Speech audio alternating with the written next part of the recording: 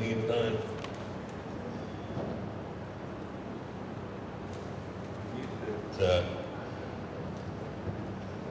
Niissä teivas, John Stiffarm nähdä se, no. Nänä on niin nen, no ette sen. Nenettä on sen annaavuun. No niitään tanon että se. Nein on, että saat sit tässä on näkö. Näyttää tähän. Natsit ei näkö tuon, että on. Nats vaan, että peikki ahot skoet, ei ottaen näkö, että niihin on ja nahiin. Niin nahapäänä, niin ottaen sen annaavuun on hiittään, ei hiittään. For Belknap Reservation. Nei head ball nei racehos piinitsit sejo language preservation program nei nitsit sats. Piikets.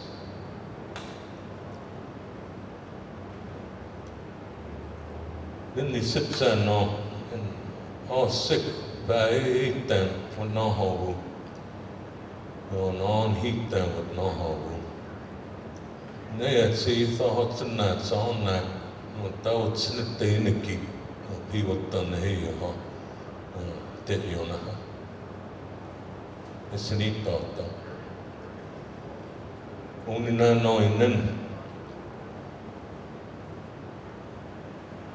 on niitä ei on nes niitä hotsen näet ennenkin. On openähti kipnaanits ne on jatsits ne taatsi kip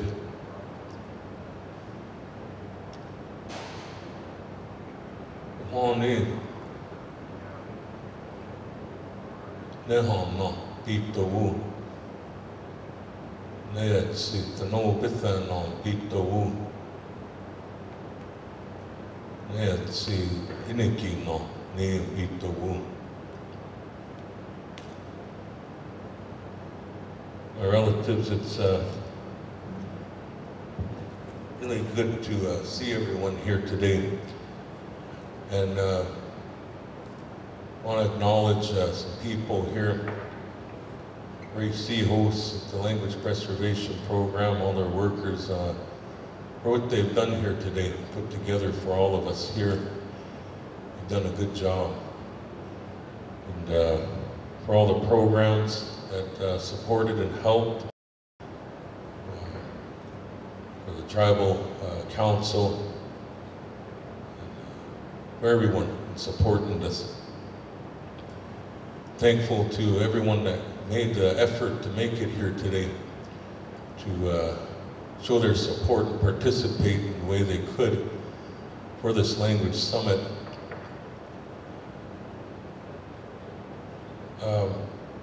I'm just going to share a few words. I don't have much to share. You know, I'm just a young man. What I do here in the community is teach. And one of my colleagues, when I first started teaching at the Harlem schools, was Harris Rock. It's good to see Harris here. He always has good words and good things to share. My mother here, adopted mother here, my aunts, my family. And that's how we look at things such as this, as family and friends coming together to share about things, to share about our efforts in our communities or in our homes or with our families and what we're trying to do with something that's really important to all of us, and that's our language.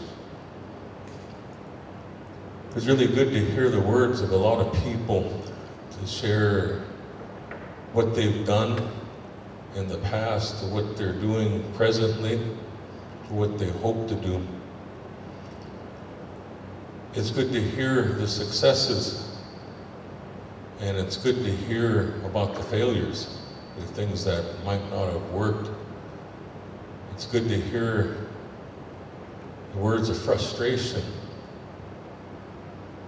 It's good to hear, and sitting back there, in the back there where I'm sitting, why isn't there more people here? But then it's good to hear what Dr. Little Bear said. And back in the earlier years, maybe they wouldn't even fill up one table. So we look at all these things and we try to gather strength to continue on, because this is all very important to each and every one of us. I've seen people with notes, so I took notes myself. Make me feel important. Well, the reason why I'm here is because as a teenager, I made a choice. As a teenager, I had a lot of friends singing powwows. Just got to know them through travels. And a lot of them were Bush Cree up in northern Canada. Some were Sioux, some were Dene. Yeah, they talked their language real good. They'd ask me, how do you say this in your language? How do you say this? I didn't have an answer for them. And I got tired of that. So I wanted to find an answer. So then I asked my mother, hey, who can I go to in our community speaks the language? Well, she thought about it. At that time, there were a lot more people who spoke the language. And she thought about it. She says, this one. She says, go see him. Said, they say he had to repeat first grade for 3 years because he didn't speak a word of English. So I went to this individual. His father spoke Rowan, and his mother spoke Cree, and that's what he spoke. I remember going to his house, lodgepole, tobacco, asking if he'd show me the language. And he had my tape recorder, a fancy tape recorder too, and not a digital recorder or a phone, it was a tape recorder. And he took my tobacco and he says, I'll show you some words. I'm going to show you a little bit at a time so that you can really learn. So he showed me some words, showed me a little prayer. I took my tape recorder, went home, and I listened to it, recorded, rewinded, listened to it, rewinded. I had another tape, I put it in there, and then I'd say it into that. Oh, gee, I say it all wrong. I'd listen to it again. Went back, and I'd say those words back to him. Yeah, he'd laugh at me. You say it like this, or you say it that way, you're saying something else. No, you're doing good, he'd say. He'd still laugh at me though. I didn't let that deter me. And he just kept more and more.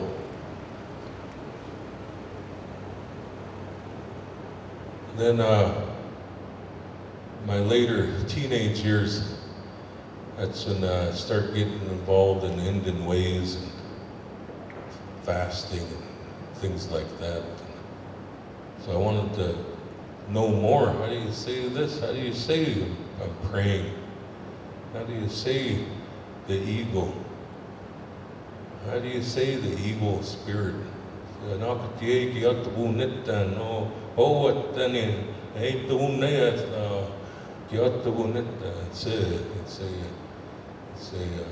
When you talk about creation, you say it's that's all.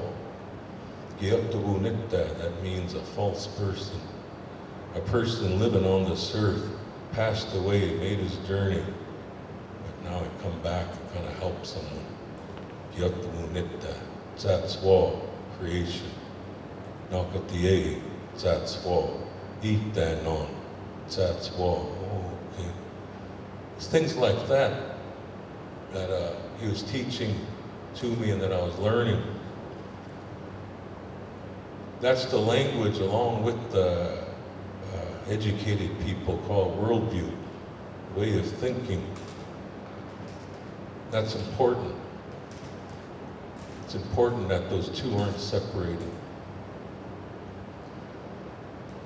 As the years went on, my mother, who's also been an influence in my life, a great teacher in my life, very educated. In our family, we're very proud of her for her accomplishments, being a doctorate from Harvard University. She always wanted that for us, her children, to be educated. So I went and I go to college. But as I was going to college, in these Indian ways, I kept having to come and participate and come and help. And that was my path. Again, a choice I made. As I was going to school, it was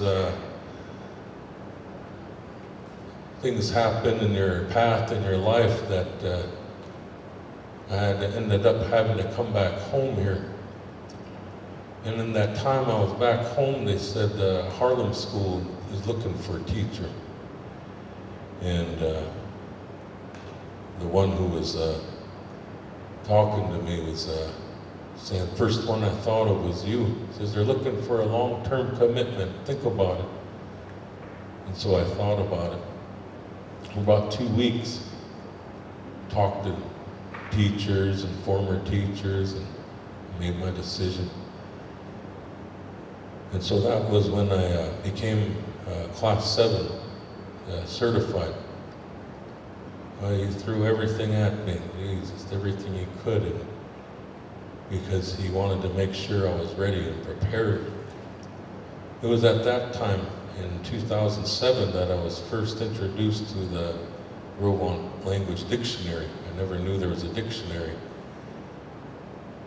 And I believe it was Dr. Alan Taylor, University of Colorado, who worked in putting that together. And in later years, I was really grateful to meet one that's carrying on his work, Andy Cowell. He came up here to support and participate in the conference here. I'm really grateful that he's here. And it was at that time that I started looking at it, and when I looked at that dictionary, it would look like Mandarin Chinese to me. All the letters and the lines, and I didn't think I'd be able to understand that, get through that. And I thought, well, I start going to the words that I knew. Okay, I looked up buffalo, and I knew to say it, eat that, and I looked at it. I looked at the letters, and it was through that way that I was able to start deciphering and figuring that out. So that's 2007 when I started teaching. Had no clue of classroom management. Had no clue about developing curriculum. Had no clue on lesson plans, anything. Just hit the ground running. Went with the flow, did the best I could. And that's the case with a lot of our teachers in the state, Class 7 teachers. And later on I found out that's the case with teachers in general. They say it takes about 5 years before you get the hang of it. After that, you make it that far, because you're going to be all right, they think. So, in 9 years of teaching, just beginning, and I teach kindergarten through 12th grade and teach community classes. They were through the CDC program before, now they're through the language preservation program. And also do activities here through the summers, picking sage, picking mint, going to the painted caves. I think this week we're going to go pick berries, just things like that. So that's kind of where I am today. There's other things I do that keep me pretty busy, but I'm a father, blessed to be a parent to my children, to my adopted children. Have my mothers, and that keeps me busy. And also, teaching and being involved in the community in different capacities in different ways.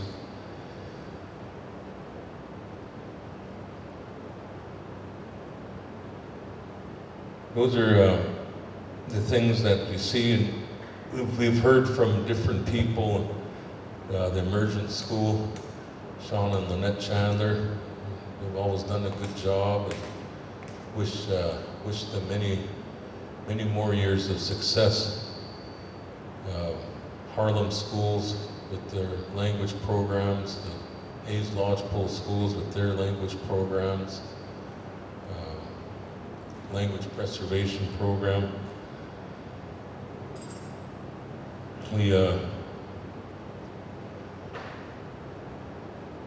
Listening to people and they speak, I've shared with a lot of people. I think that's what these gatherings kind of provide, is a way for us to gather together, network. I've shared with Andy, with this big Bo there, Mr. Real Bird, see different ones here, just sharing on the breaks and afterwards about things that we're doing, things that we're hoping to do. It's They ask me, well, what are you working with? How many speakers you got for the Grovon language?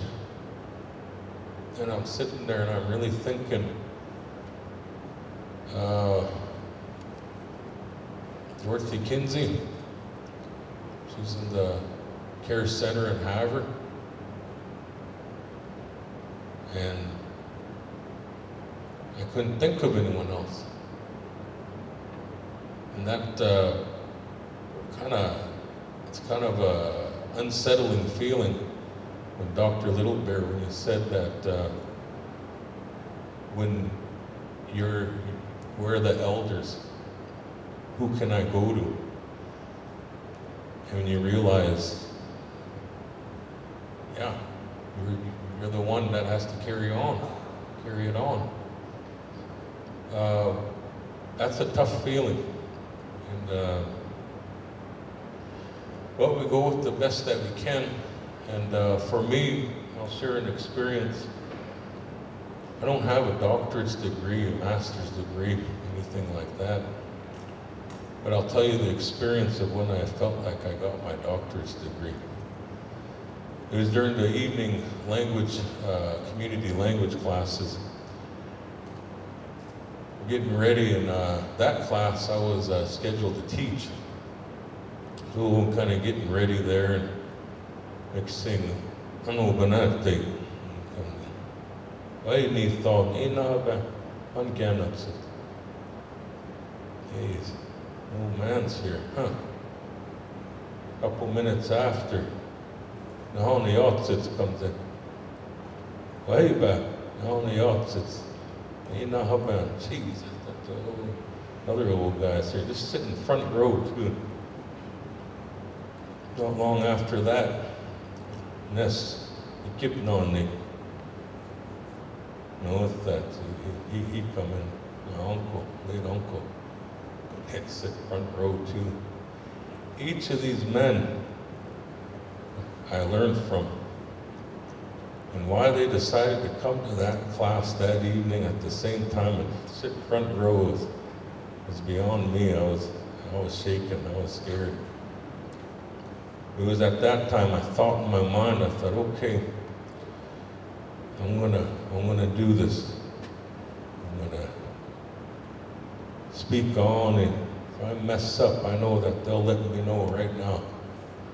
I want to find out where I'm at. I started class, and I started in the whole class. I look at them. I've seen it so bad. You know. Eat the woo, and say, that's right, that's right. The whole class. Well, after class was done, I sat down there, I was ready to catch it from all sides. You're doing all right, kid. Oh, son, you make it sound good. You know, they all kind of said compliment. At that time, I felt like I got my doctorate degree. Yeah.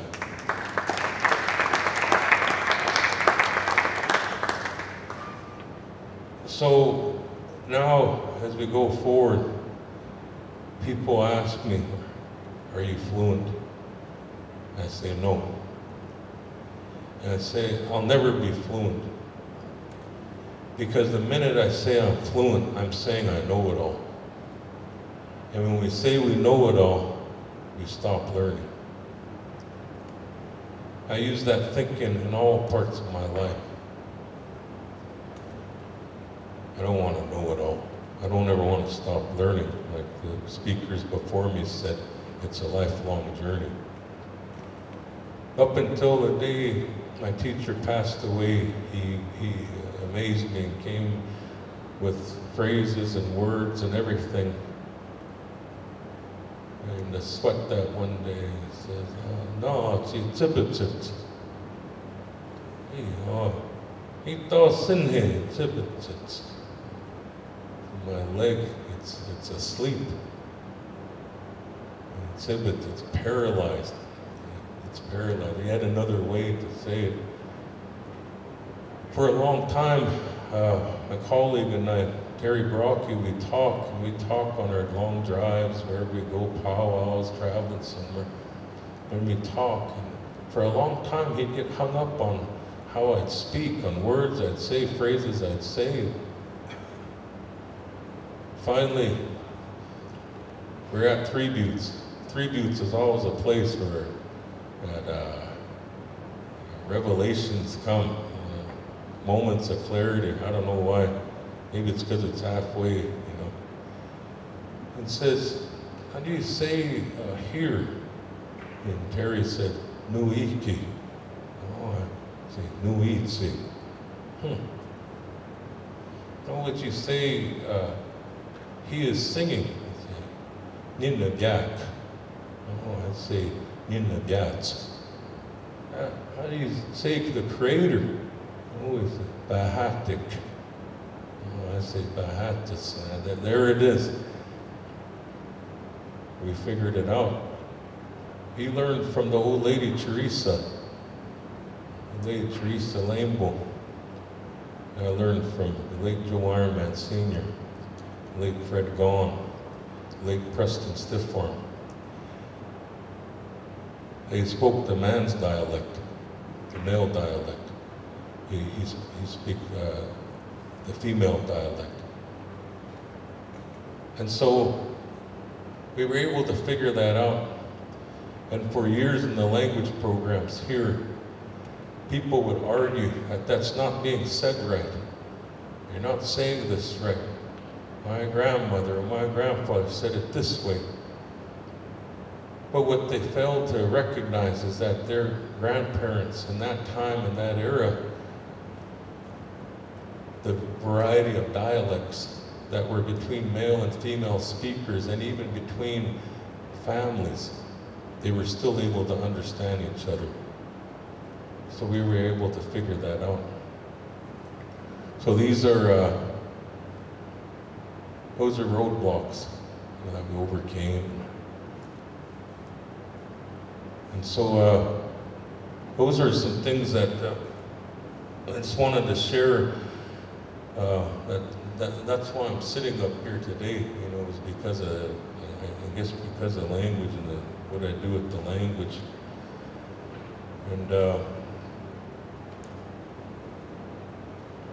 And seeing and hearing about the frustrations everyone kind of shares, we have them here too. We have community language classes every week, free classes. Gee, they even serve food. Same guy, my brother Junior's. He real good cook, one that's been bringing food, cooks several meals for that. And sometimes it's just my family that show up. It's in the evening, 6:30, but middle of the week. So what do we do? Right? On the radio, my uncle here wants me to go on the radio and speak Aaniiih, speak Rowan, and go on the radio and speak Rowan. Well, for years we've been hearing people, at least I have, speakers and of the language. Jesus stands just resting on my belly. Yeah, it's getting too comfortable with it there. Just get up and it'll just stick there.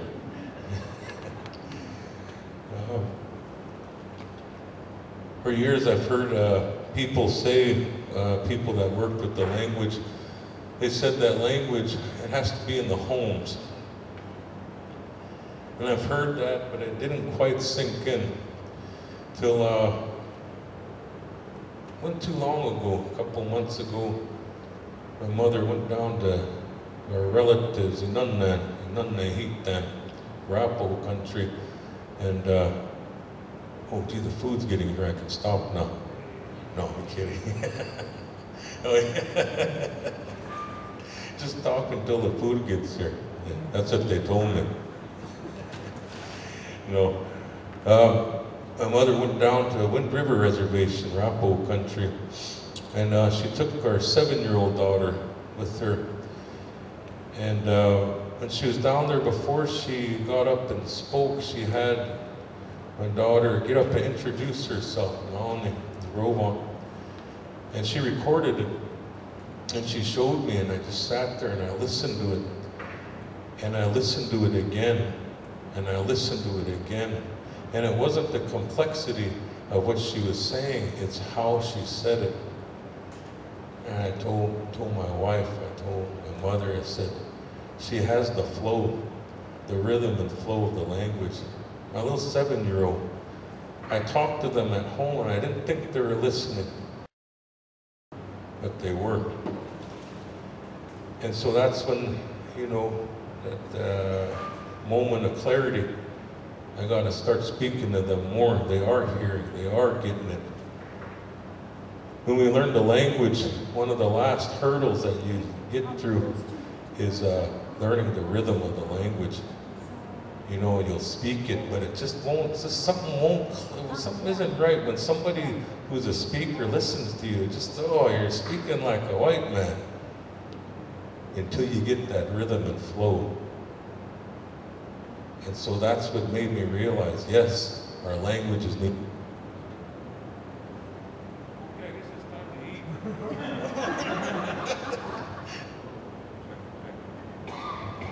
Check.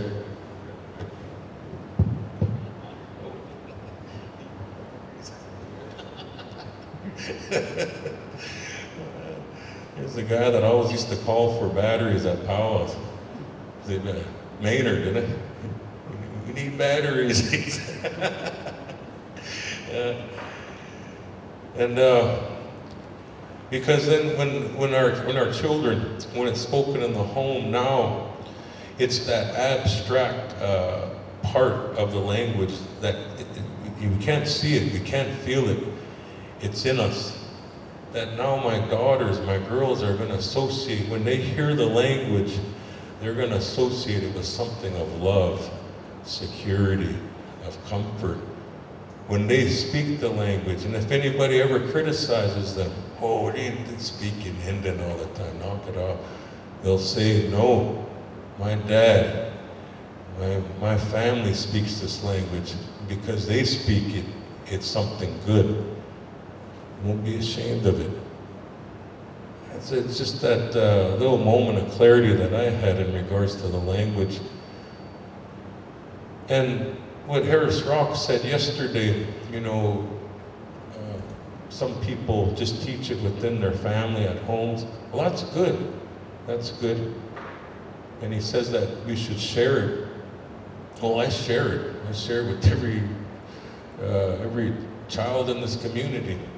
I share it with anybody that wants to know. But I got to the point where I felt like a hypocrite. I'm teaching everyone else's kids. My own kids at home aren't learning it. So that's when, this is some years ago, I kind of shifted gears and I thought, no, I need to make sure that my kids know this. So, do that, and then some projects I was speaking with Andy Cowell about was in this era of technology, we all have these smartphones, and I told him, I was sharing with him, you know, I want people to be able to learn the language in their own time, in the security of their own home, at their own pace. They shouldn't have to like call me or message me to find out how to say something. I want to be able to say eagle, and this phone will say hello, boy. And it'll say that, and they can learn it in their own pace and their own time. And what I'm referring to is our children are getting the language. Our children are getting the language. But it's the young adults and the adults that we need to focus on. And so I'm looking forward to utilizing technology to developing some type of talking dictionary or a translator through Google or Bing or whatever's out there. To utilize it. And, you know, maybe we could get that going for our languages, the Aaniiih and Nakota languages, and for all our languages. Well, that'd be really good. And again, it's just utilizing what people know now. And people have been pushing apps, making apps, but if you make a digital database of all the language, as much as you can make apps for days. And many apps as you want, but first make that database. Then it's preserved, then it won't run the risk of being ruined through flood or fire. It'll be on the computer hard drive. Let me see what else. My notes here. I'll make myself look important. Look at my notes. I already lost my concentration because I saw that food coming.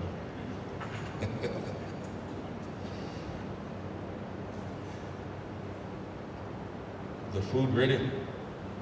No, it's telling me to keep going. Well, I'm a school teacher. I'll talk all day about nothing. You know. So what I always share with the people, I know there's a couple people that they were looking at to make Class 7 certified, and we were going through them with everything. I said, heck, I'll give you everything that I got for it. We've looked at TPR, TPRS. We've looked at accelerated acquisition of second language, all these things. And I think Dr. Littlebear, I don't know if he said it or someone said it, is that we have to take those things and utilize it like a buffet. Yeah, we're going to use it like a buffet and take what's going to work for us, and what isn't going to work for us, just leave it. Because a lot of those programs are set up for Spanish, for French, for German, and things like that. And our languages, there isn't at any university level, you know, maybe to some extent, you know, research being done on what works and what doesn't work. That's the teachers in the classrooms that do that. I know at the school over here, they were just about to hire me, and someone said, "Oh no, that's too much to pay him." And I said, "Well, let's talk about that. I've been learning this language since I was a teenager. Let's roughly say that's at that time, you know, 20 years." I said, "Okay." I said, "How many PhDs is that?" I said, "Now are you ready to pay me that much?" Oh, no. Well, actually, we have this." Then they changed their gears. Then, you know, what they're getting at the schools here in the state of Montana is they're getting a teacher, but they're also getting someone that develops curriculum. And you know, there's people in universities, that's what they do. You know, there's companies that's what they do. They got catalogs, right, for science. The teachers, they all have little meetings. You know, I always felt left out because the science department's having their meeting. They all get together and reevaluate their textbooks and everything, and then they'd order some new ones. And geez, I felt left out. You know, where's my catalog? I don't have one. I had to make everything that I use in class. I had to make it. Then, through the years, and it seems yearly, what I teach in a year doesn't work for every class. So every year, I gotta reevaluate how the students in that class are gonna learn. Like how I learn. I learn through listening. I'm a singer. I hear a song, I'll listen to it, pick it up, boom, sing. That's how I learn. But no, others, they have to see it. They have to read it. Others have to see it, read it, and they have to write it. Yet again, others have to see it, write it, and then they have to be doing something while they're, you know, tactile. You know, they have to, you know, they call them hyper. You know, they ought to be doing something while they're doing it. That's fine. So every year we have to reevaluate. You know, I do anyways. And so I'm researching and reevaluating my research. That's the second thing. Okay, so 3 things there in the school district just paying me for one. And so that's the issue for Class 7 teachers in the state when they talk about us not having, oh, you're not endorsed in K through 12 or K through 8 reading. You know, I said, well, I don't teach that. You know, why don't you go back to school to get endorsed through at least K through 8 reading, because I don't want to teach that. I'm doing what I want to do. I'm doing exactly what I want to do. Another thing that Dr. Little Bear and also Harris Rock brought up, and I bring it up every time that I'm around people, is when they take the classes here in the state of Montana at the high schools, it counts as a world language. Okay? But to go out of state, like you said, it doesn't count. It doesn't count. And so I saw it for myself because I had to monitor an ITV class for Spanish. This lady was out of Sheridan, Montana, and she taught out of her home through the TV. And she taught Spanish, and I'm just sitting there listening to her. I'm there the whole year, and I'm looking like, wow, you know, she gets paid for that? You know, and they're not considering what I do the same as that? Huh. So that's something that we're going to have to do in the state of Montana, is band together as Class 7 teachers, an association, if you will, so that those credits do count when they go out of state, because we push it here. Yes? My granddaughter's going to Hawaii. Yeah. University of Hawaii, and she took my classes at college over here in Minnesota, Yeah. and they accepted it. That's at the college. I'm talking about the high school. Yeah, high school world language classes. They don't count it the same. So you're gonna have to change that. That's good that they do that, but that Hawaii, they're real far ahead. She's at the high school and she said they accepted for 1,000 Oh, good, good. Oh, well, we're gonna have to cite that. Precedence has been set. And let Harris know, because we're sure mad about that. He didn't get into that topic yesterday. Yeah. Good, good. Yeah, that's good. Yeah, so anyways, I don't know about you, but I'm really looking at that food now. It completely broke my train of thought now. And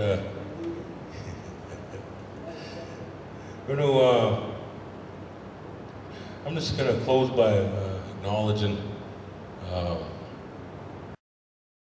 some people, Mr. Realbird, Lanny Realbird.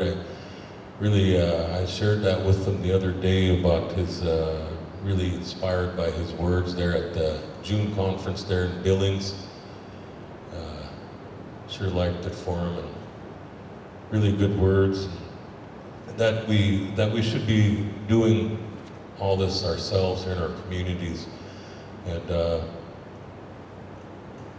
people come and they help. They shouldn't be profiting or capitalizing off our languages. And that's why I'm really grateful for the help University of Colorado with Andy Cowell. When he comes up, anything that he develops, he shares. Anything, it's for the people. And I really want to acknowledge him for that. I'm sure he's got more to share. He's going to be speaking this afternoon. And something I always encourage, students as well as future teachers is, like what Casey said, is to think outside the box. Yesterday he said that, think outside the box, be creative, be innovative. And something that's said in language circles is that they say, don't reinvent the wheel. So-and-so's been working on this, so-and-so's been working on that, but this is what I'm going to tell, and this is what I tell everyone, my students, is reinvent the wheel. Because if that wheel was invented already, then our communities would be speaking the language, and they're not. So reinvent the wheel, continually be innovative, be creative, combine, change, all that to create something that's going to work within our communities. And it might be different from in our community of Fort Belknap, from Aaniiih to Nakota. It may be different in the Flathead Reservation from Salish to Kootenai to Pend Oreille. It might be different of Skupi Pikani to Pikani, Gaina, Siksikai. It might be different, even though close, it's going to work because of our unique, just like you said, geography and history, family history, clan history, community history. And I just want to, encourage these things like this. I didn't think I was going to be able to make it here. I really didn't think I was going to make it here, but it worked out that I was. Glad I was able to come support Ray, AMO, People and Language Preservation Program, all the workers and programs. Thank you all for a good job, and job well done. And for everyone, in my prayers this morning, I wish for safe travels back home with you. Blessings for your home and your families back home, and for a good year. Good luck and good health. Those good things like that. It's good to see everyone. And thank you.